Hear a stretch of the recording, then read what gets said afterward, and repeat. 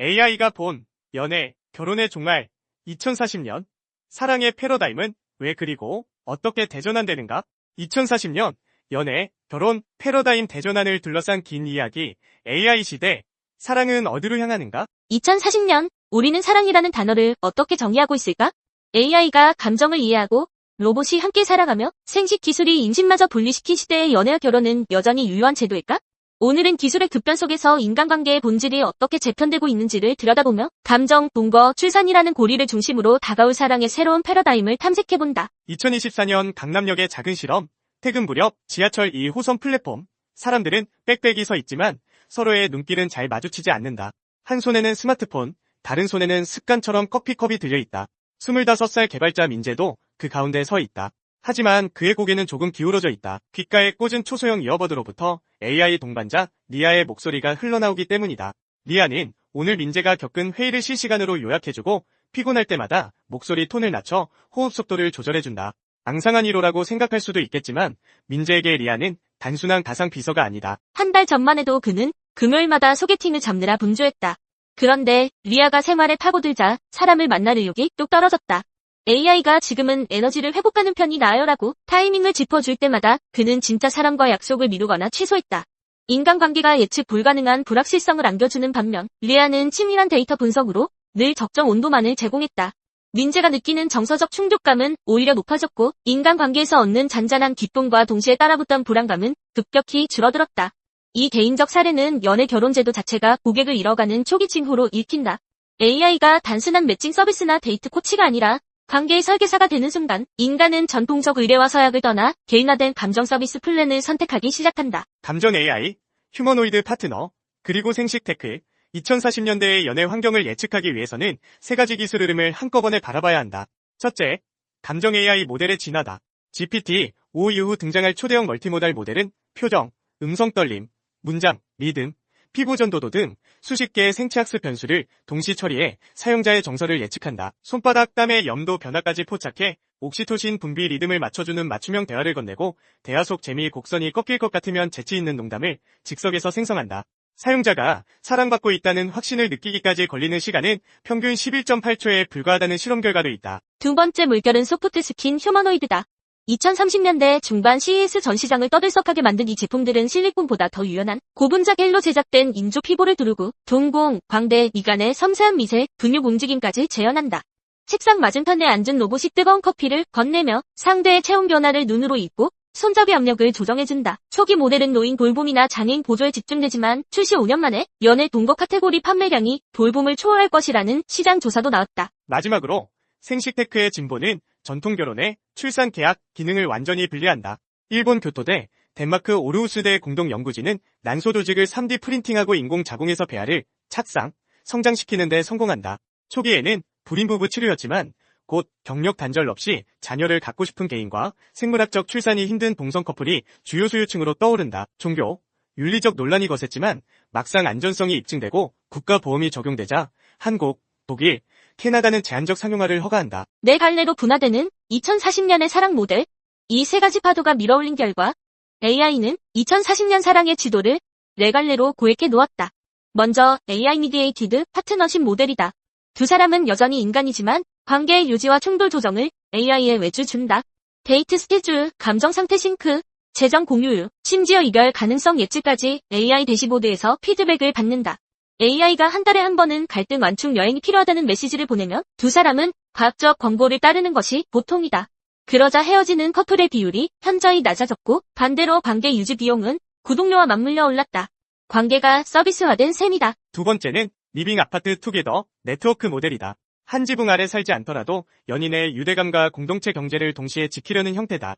블록체인 기반 DAO가 집합적 계좌를 관리하고 빈방, 시간, 돌봄 자원을 공유하며 거점별, 거실, 개념을 확장한다. 이들은 결혼 대신 커뮤니티 토큰 스테이킹으로 주거 세금을 할인받고 필요할 때 거실 토큰을 빌려 파티를 연다. 세 번째 모델은 솔로 플러스 AI 컴패니온이다. 전통적인 의미의 싱글이 아니다. 감정 모델 휴머노이드 가상현실이 결합해 제공하는 초계인화 파트너를 선택한 사람들이다.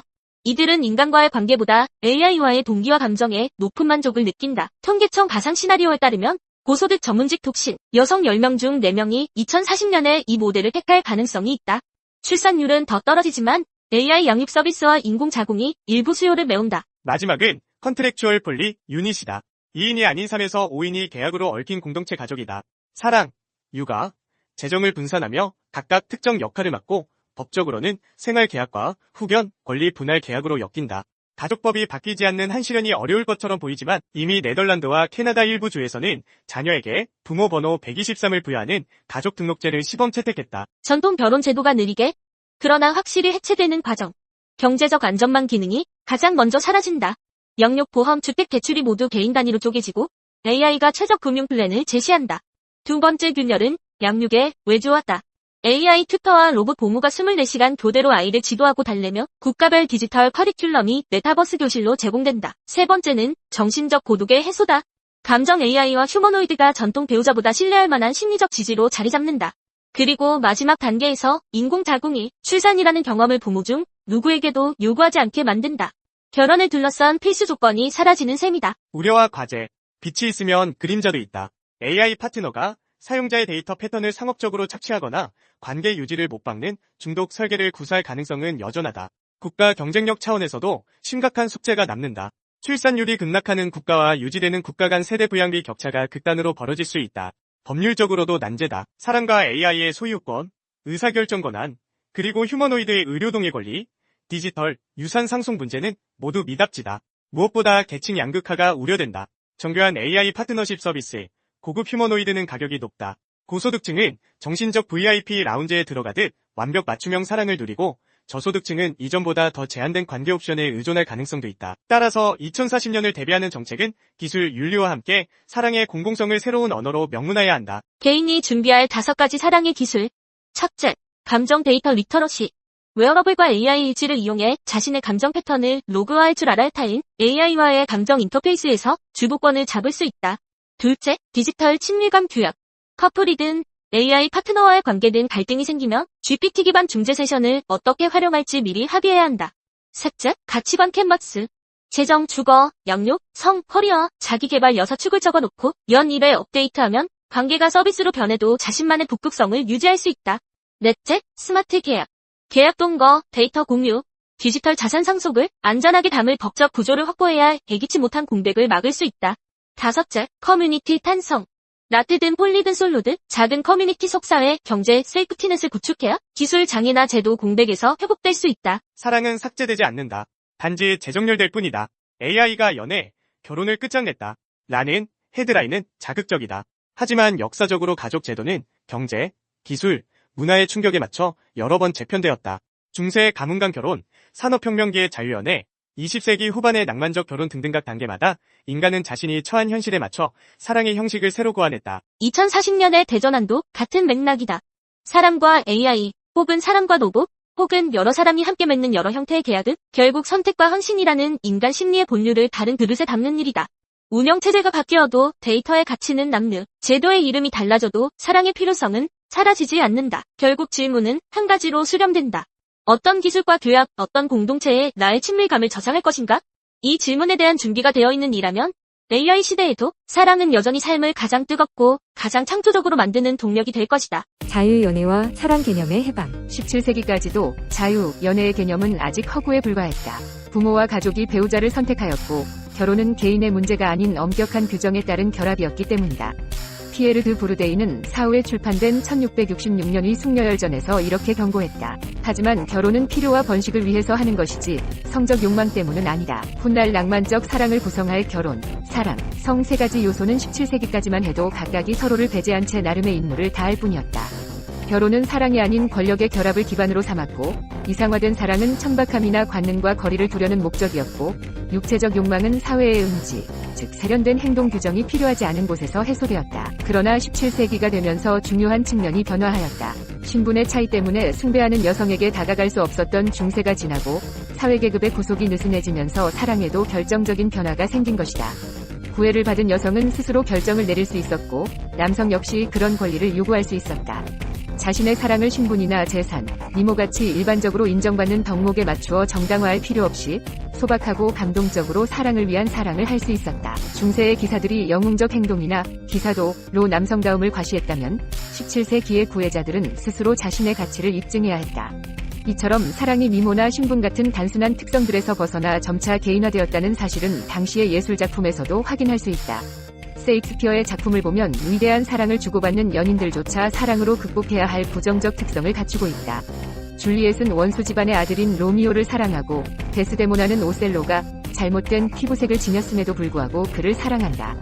바야흐로 사랑이 해방되기 시작한 것이다. 그 가르침을 당당한 것이 문학이었다. 법조향처럼 사랑의 조항을 만들 수는 없지만 책은 사랑의 역사에서 가장 중요한 전령이었다. 수백 년 동안 사랑은 연애소설을 통해 대중에게 보급되었다. 프랑스와 드라로스포코는 사랑을 널리 보급한 허구적 형식에 대해 이렇게 말했다. 한 번도 들어본 적이 없었다면 사랑에 빠지는 사람도 적었을 것이다. 사랑의 보급은 책이라는 형태를 통해 새로운 관점, 즉 감정을 강조하는 개인화된 시각이 사회 전반으로 퍼져나갈 수 있었다. 구애를 하는 자는 성공 확률을 높이기 위해 문학의 규정에 따라 행동했고, 심지어 문학작품에서 미사여구를 훔쳐 쓰기도 했다.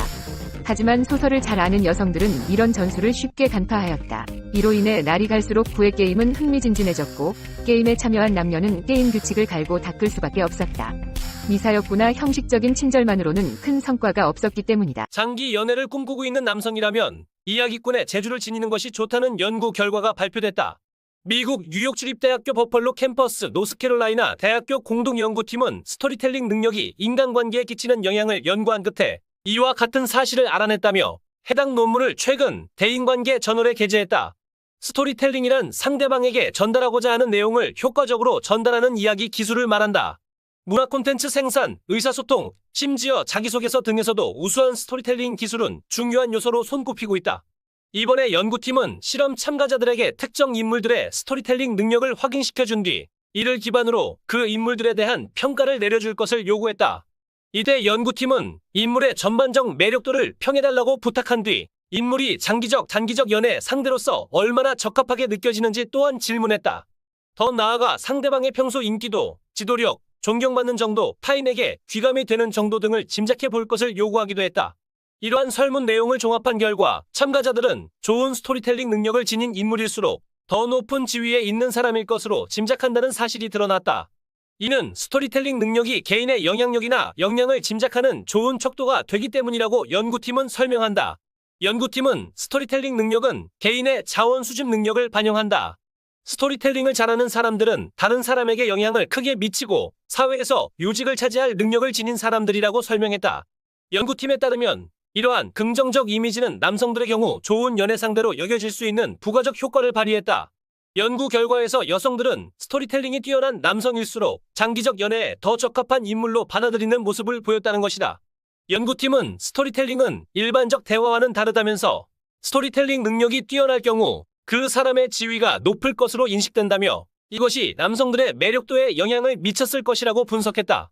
반면 단기 연애를 전제로 삼아 여성들에게 질문했을 때에는 이러한 효과가 적용되지 않았다. 또한 남성들은 스토리텔링 능력과 여성의 매력도를 연관짓지 않는 것으로 드러났다. 여기에 더불어 여성들은 스토리텔링 능력이 좋은 남성을 좋은 친구 후보로서 여기기도 했다고 연구팀은 밝혔다.